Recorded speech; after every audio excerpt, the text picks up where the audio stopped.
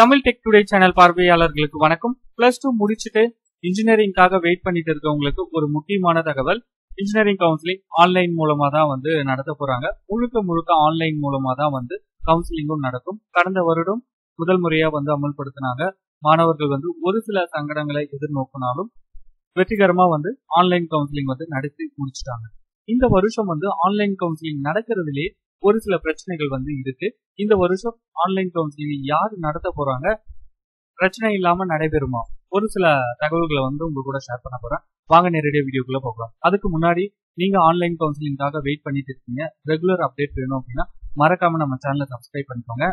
Email மூலமா update வேணும் அப்படின்னா உங்களுடைய இமெயில் ஐடியை கமெண்ட் செக்ஷன்ல ஷேர் பண்ணுங்க. நான் இமெயில் மூலமா கான்டாக்ட் பண்றேன்.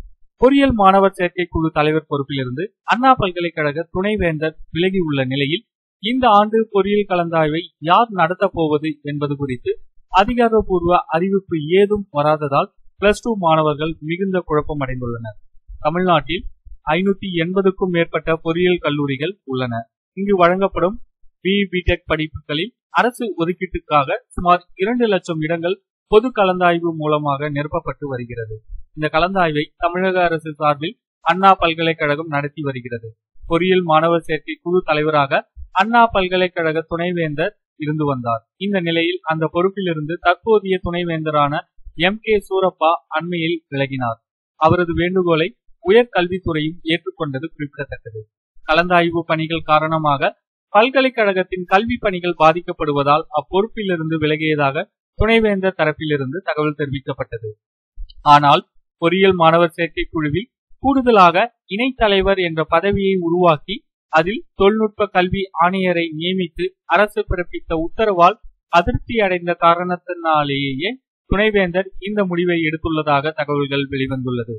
மாணவர் சேர்க்கை குழுவின் இணைத் தலைவராக தொழில்நுட்ப கல்வி ஆணையர் நியமிக்கப்பட்டிருப்பதால் இந்த ஆண்டு பொறியியல் படிப்புக்கான கலந்தாய்வை தொழில்நுட்ப கல்வி இயக்கமே நடத்தும் என்ற நிலையும் தற்போது உருவாகியுள்ளது. தற்போது +2 தேர்வுகள் முடிவடைந்து விடைத்தாள் மதிப்பீட்டு பணிகள் மும்முரமாக நடைபெற்று வருகிறது. வரும் ஏப்ரல் 19ஆம் தேதி தேர்வு முடிவுகளை வெளியிடுவதற்கான ஏற்பாடுகளும் மேற்கொள்ளப்பட்டு வருகிறது. வழக்கமாக பொறியியல் மாணவர் சேர்க்கைக்கான கலந்தாய்வு தொடர்பான ஆன்லைன் பதிவு விவரங்கள் மார்ச் மாதத்தில் அறிக்கை மூலம் வெளியிடப்படும். ஆனால் இந்த ஆண்டு மார்ச் மாதம் முடிவடைய உள்ள நிலையில் அது தொடர்பாக அறிவிப்பு ஏதும் வராததால் +2 மாணவர்கள் மிகுந்த குழப்பம் அடைந்துள்ளனர். கலந்தாய்வை அண்ணா பல்கலைக்கழகம் நடத்துமா அல்லது தொழில்நுட்ப கல்வி இயக்கம் மேற்கொள்ளுமா, ஆன்லைன் கலந்தாய்வு முறை தொடருமா என மாணவர்கள் மற்றும் பெற்றோர்கள் மத்தியில் பல்வேறு குழப்பங்கள் ஏற்பட்டுள்ளது. இதுகுறித்து அண்ணா பல்கலைக்கழகமும் மற்றும் தொழில்நுட்ப கல்வி இயக்க வட்டாரத்தில் விசாரித்த போது பொறியியல் கலந்தாய்வு நடத்தப் போவது யார் என்பது குறித்து அரசு இன்னும் இறுதி முடிவெடுக்கவில்லை என்று தெரிவித்துள்ளனர். இதுகுறித்து இறுதி முடிவு விரைவில் எடுக்கப்படும் என்று நம்புவோம். மேலும் தொடர் செய்திகளுக்கு மறக்காம நம்ம சேனலை சப்ஸ்கிரைப் பண்ணிக்கோங்க. அடுத்த அப்டேட்ல சந்திக்கிறேன். நன்றி, வணக்கம்.